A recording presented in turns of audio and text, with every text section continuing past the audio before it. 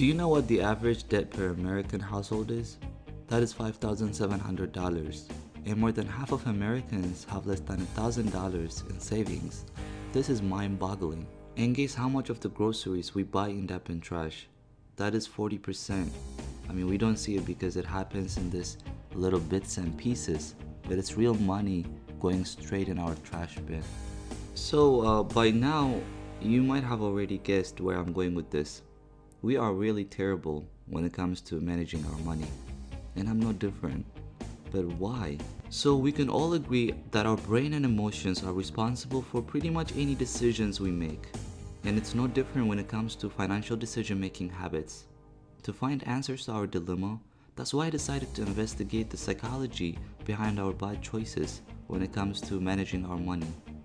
Before diving straight into my findings, I would like to explain the mechanics of how our brain works briefly.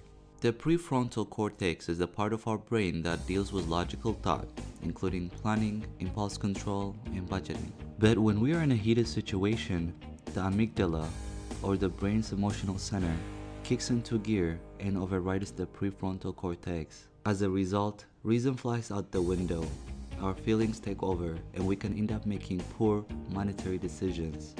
Okay, a little bit of backstory. I use PNC as my primary bank. They have this utility app that you can download on your phone to check your account balance instantly. It's simple and easy to use to track your expenses. I did not see any harm, so I installed it on my phone. But every time I tapped the app, I started to feel paranoid. And this is the reason why. The balance which I thought would appear on my screen is almost always less than what I would expect it to be. At first, I questioned the integrity of the app, but then after going through the expenses in more detail, I realized the math was actually correct. The problem instead was me. I usually end up spending more than my budget would allow me to, and want to blame it on the poor app. When I was given the opportunity to choose from a list of books, as part of my project, I picked the Willpower Instinct. My primary goal for the project was to lower my expenses and save more money. This book had a depth of information on how our brain functions with some interesting research-based facts. It helped me improve my willpower instinct, and as a result I become more conscious about my spending habits. I'm excited now to share with you my journey. But first, let us see some of the common causes of overspending, and subsequently I'll introduce strategies to help us improve our willpower instinct. Number 1. Being good doesn't give you permission to be bad. We all have been in a situation where after doing something good, we reward ourselves. This may not be the best thing to do after all. Just the other day, my friend was telling me that he started fasting, so no dairy or meat in his diet. And then he went on a rant saying that he is consuming more soda than he normally does. When I asked him why, he said he felt good about himself for fasting, so he didn't feel guilty treating himself with a little more soda. This is actually not surprising at all. If the only thing motivating your self-control is the desire to be a good enough person, you are going to give in whenever you're already feeling good about yourself. When you feel like a saint, the idea of self-indulgence doesn't feel wrong. This tricks us into acting against our best self-interest. It convinces us that self-sabotaging behavior like breaking your diet or blowing your budget is a treat. A powerful trick of the mind that turns your wants into shoulds. Number 2. The halo effect. Do you know why Americans in 2018 Black Friday alone spent about $6.2 billion in only 24 hours? This has to do with what a halo effect is. According to Jacob Nielsen, he defined halo effect as a social psychology phenomenon that causes people to be biased in their judgments by transferring their feelings about one attribute of something to other, unrelated attribute.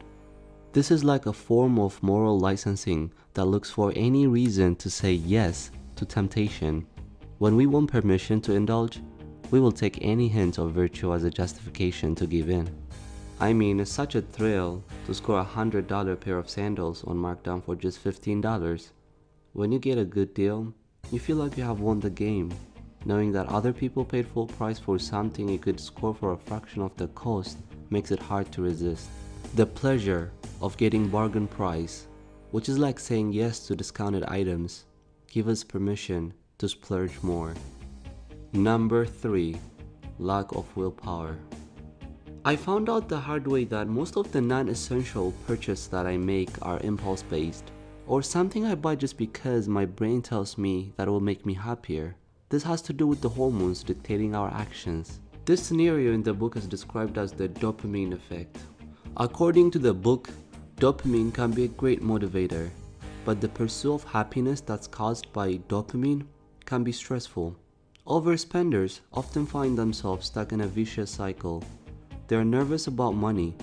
The freedom of going on a shopping spree offers temporary relief from the anxiety, but of course, in the end, shopping only makes the anxiety worse, and the lack of self-control could be blamed for this. So after learning some of the causes for my bad overspending habits, I started implementing some of the strategies mentioned in the book, and now I'll start with the first one, becoming a dopamine detective. It's always important to recognize our emotional state before making any financial decision. If we are feeling like too happy or excited, or maybe even sad or depressed, it's better to delay making any financial commitments. When we feel too emotional, our logical part of our brain gets deactivated and we become victims of our impulses. Number 2. Practice the 10-minute rule. Anytime you have the urge to do something you know is counterproductive to your goals, but you just can't help it, delay your gratification by just 10 minutes. This helps hijack your brain from making a decision for instant gratification. Let's say you have decided to buy a shoes that is on sale. Before heading to the register, pause for a moment and put things in perspective. Focus on what you're spending and not what you're saving. Even if an item is like 80% off, you're still putting money into it. So ask yourself whether you actually need it. Try this strategy. Pretend those shoes cost full price. Would you still want them as badly as you do now? If the answer is no, step away from the rack. Number 3. The willpower exercise. Anything that puts stress on your mind or body can interfere with the physiology of self-control and by extension, sabotage your willpower. Therefore, training your mind and body to support the physiology of self-control is very important. Some of the practices that helped me improve my willpower is 1. The habit of performing things differently. Let me clarify. My right hand is the most dominant one, but occasionally I would force my left hand to do the job. This forces my brain to think differently. As a result, the gray matter of our brain that is responsible for regulating emotions and decision-making develops. 2. Meditation. Practicing meditation for a few minutes each day can actually boost willpower by building the same gray matter that I mentioned earlier. Regular exercising and getting enough sleep are also attributed to help improve our willpower by literally changing the way our brain functions. After implementing those helpful strategies that I discussed in the last few minutes, I lowered my expenses by almost 25% in 3 weeks. To track my expenses for this period, I used an Excel spreadsheet and also an app to log in my daily expenses that I downloaded from the App Store. As a final note, we should always take a more practical and logical approach to things as opposed to becoming our emotion slaves. Based on numerous research, about 80% of the decisions we make on a daily basis is based on our emotions, which is not a good news. So it's very important that we nurture our brain responsible for logical thinking by doing puzzles and leading a healthy lifestyle.